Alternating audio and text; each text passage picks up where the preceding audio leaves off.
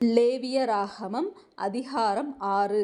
பின்னும் கர்த்தர் மோசேயை நோக்கி, ஒருவன் கர்த்தருக்கு விரோதமாக அநியாயம் செய்து தன் வசத்தில் ஒப்புவிக்கப்பட்ட பொருளிலாவது கொடுக்கல் வாங்கலிலாவது தன் அயலானுக்கு மாறாட்டம் பண்ணி, அல்லது ஒரு வஸ்துவை பலாத்காரமாய் பறித்து கொண்டு, அல்லது தன் அயலானுக்கு இடுக்கண் செய்து, அல்லது காணாமற் போனதை கண்டடைந்தும் அதை மறுதலித்து, அதை குறித்து பொய்யானை இட்டு, மனிதர் செய்யும் இவை முதலான யாதொரு காரியத்தில் பாவம் செய்தானேயாகில், அவன் செய்த பாவத்தினாலே குற்றவாளியானபடியால் தான் பலாத்காரமாய் பறித்து கொண்டதையும் இடுக்கண் செய்து பெற்று கொண்டதையும் தன் வசத்தில் ஒப்புவிக்கப்பட்டதையும் காணாமற் போயிருந்து தான் கண்டெடுத்ததையும் பொய்யானை இட்டு சம்பாதித்த பொருளையும் திரும்ப கொடுக்க கடவன்.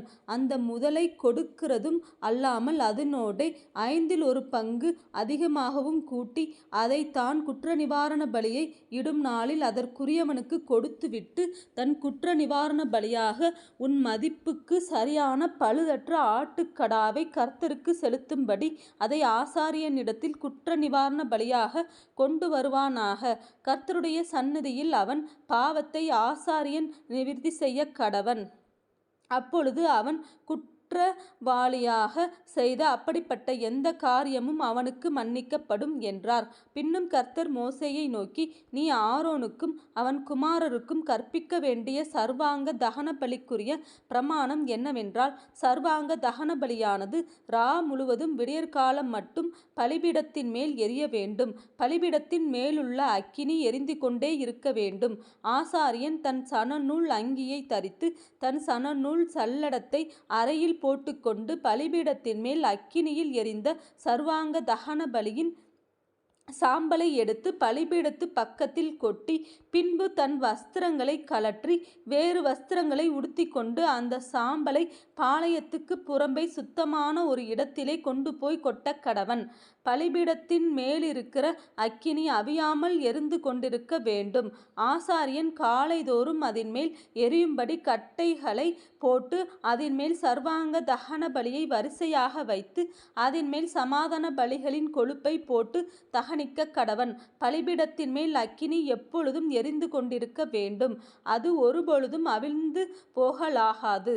போஜன பலியின் பிரமாணம் என்னவென்றால், ஆரோனின் குமாரர் அதை கர்த்தருடைய சந்நிதியில் பலிபீடத்துக்கு முன்னே படைக்க வேண்டும்.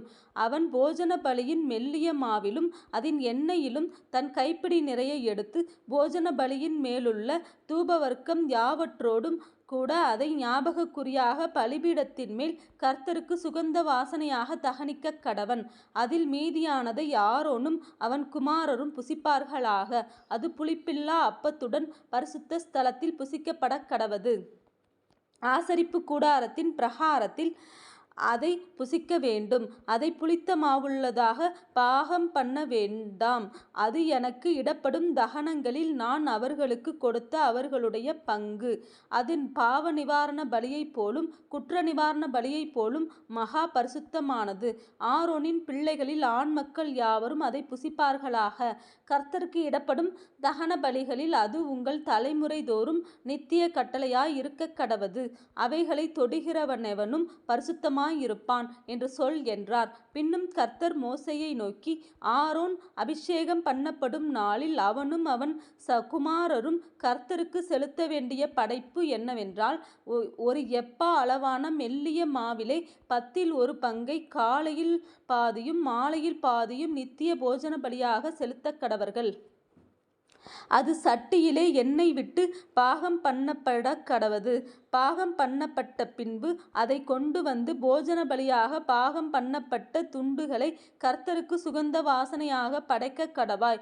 அவன் குமாரரில் அவனுடைய ஸ்தலத்திலே அபிஷேகம் பண்ணப்படுகிற ஆசாரியனும் அப்படியே செய்ய கடவன். அது முழுவதும் தகனிக்கப்பட வேண்டும். அது கர்த்தர் நியமித்த நித்திய கட்டளை.